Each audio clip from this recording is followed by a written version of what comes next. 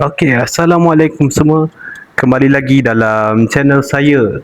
Dalam episod kali ini, iaitu episod 11, iaitu cara saya rancang masa semasa bekerja. Bahasa mudahnya, macam mana nak set up waktu bekerja.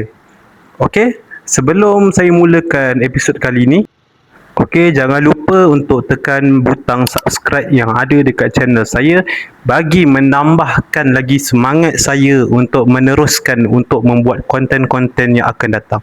Dengan apa menekan subscribe? Sebab dekat subscribe saya ni ada berapa orang, tapi yang tengok ni hanya 1,500 orang. So mana yang lain? Tekanlah subscribe sebab subscribe ni percuma.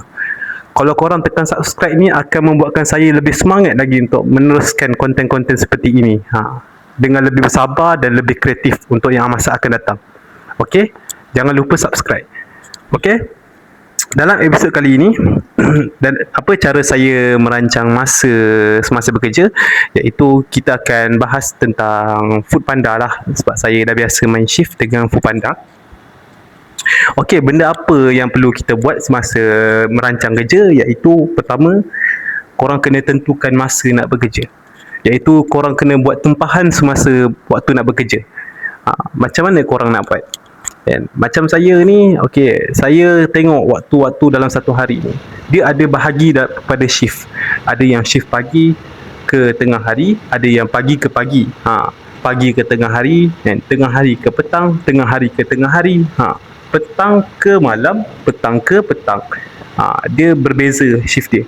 Ada yang sekejap, yang ada yang pendek dia punya shift, dan ada dia punya panjang punya shift. Okey. Itu korang kena tahulah, korang kena pandai set up untuk semasa nak ambil kerja.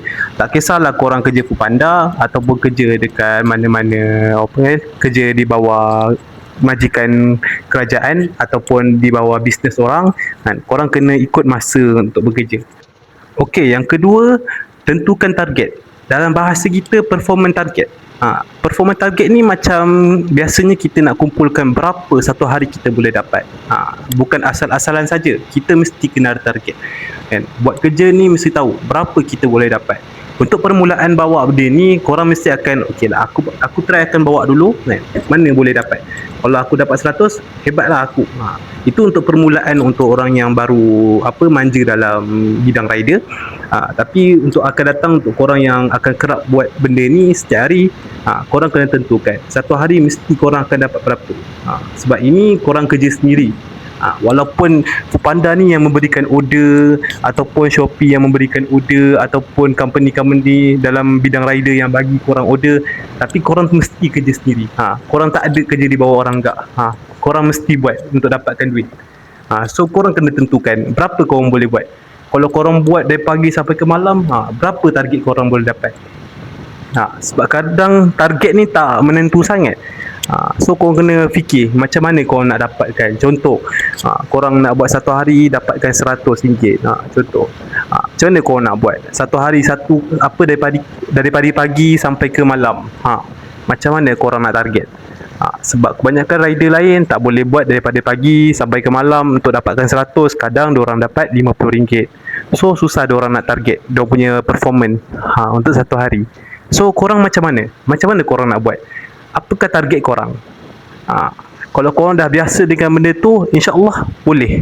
Tapi tak selalu indah lah di mata. So habis tu tips yang kedua. Seterusnya, tips yang ketiga, iaitu waktu yang sesuai untuk membawa cedok. Waktu apa yang sesuai untuk kita dapatkan order di waktu kerja ni? Sebab kebanyakan bila kita bawa kerja rider ni, kita mesti akan ada satu situasi, iaitu stuck dalam order. Kita bahasa mudah untuk rider ni vendor rider, sekat rider. Bila kita buat daripada pagi ke sekian, kita tunggu, tak dapat order. Tunggu, tak dapat order. So kita kena merancang macam mana kita nak dapatkan lokasi-lokasi untuk dapatkan order yang banyak. So kita kena tengok. Cara nak tengoknya dengan kita tengok draft kat Google. Kita tengok waktu sesuai orang order makanan bila waktu yang sesuai untuk kita dapatkan order. Dari situ kita boleh tahu. Okey, habis untuk tip 3. Sekarang masuk ke tips yang keempat. Yang ni penting sikit, iaitu waktu nak habis. Korang jangan berharap sangatlah dengan shift. Bila korang buat daripada shift sekian, daripada pukul 10 sampai ke pukul 5 contoh. Korang jangan targetkan sangat 10 sampai 5. Sebab itu tak menentu. Itu just jadual kerja saja. Itu bukan jadual tetap korang nak kerja. Sebab korang tak akan diberikan gaji pun dalam pukul 10 sampai pukul 5. Walaupun korang tak buat, tak gerak pun, korang tak akan diberikan gaji. So korang kena juga tentukan dalam pukul 10 sampai pukul 5 tu apa yang korang boleh dapat. Contoh pukul 10 sampai pukul 5 petang, korang targetkan, okey, target aku untuk 10 sampai pukul 5 ni adalah untuk mendapatkan RM120. Aku akan pastikan dalam 10 sampai pukul 5 ni aku mesti dapatkan 120. Contoh, bila korang dah dapat awal, contoh pukul 10 sampai pukul 2, korang dah dapat 100. So ada masa lagi 3, 4 dengan 5, korang stop. Untuk panda boleh stop. Korang pergi kat tempat bahagian button CS tu, korang pergi pause dia. So ada lagi 3 jam tu, berbaloi lah masa korang. So korang tak payah kena tunggu lagi untuk buat lagi. Just target je untuk waktu shift tu. Itu untuk penting lah. Tips yang keempat ni, korang kena tahu bila korang nak berhenti. Bukan sepanjang masa korang nak kena tunggu. Kalau korang tunggu je, kalau tunggu boleh dapat gaji tak apa kan. Setiap korang tunggu tu 1 jam korang dapat gaji. So kira okey lah, korang boleh tunggu. Tapi kalau tak dapat, korang just target lah untuk satu shift tu. Itu adalah tips yang keempat. So untuk mana-mana rider panda kan, yang berminat dan untuk membuat panda ni, pastikan memahami dululah benda-benda macam ni. Korang kena tahu jadual korang kan. Tak semuanya jadual bila korang ambil korang kena tunggu. Korang kena ikut je masa dia. Sebab bila korang ikut masa dia, korang takkan dapat duit. Sebab dia bukan ikut pada jam. Dia ikut pada waktu korang dapat duit itu bila. Bila korang dah masuk shift tu, korang kena buat bila. Itu sajalah untuk tipsnya. Ada 4 tips lah untuk rider-rider yang baru nak manja dalam ni. Okey. Keempat-empat tips ni hanya sekadar menasihati saja. Okey, tak ada maksud lain. Okey, sampai itu saja daripada kita dalam episod 11 kali ni.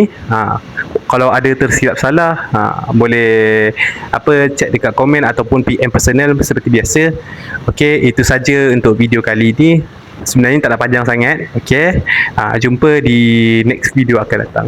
Okey, harap semua sekali jaga solat 5 waktu dan terima kasih. Assalamualaikum, bye.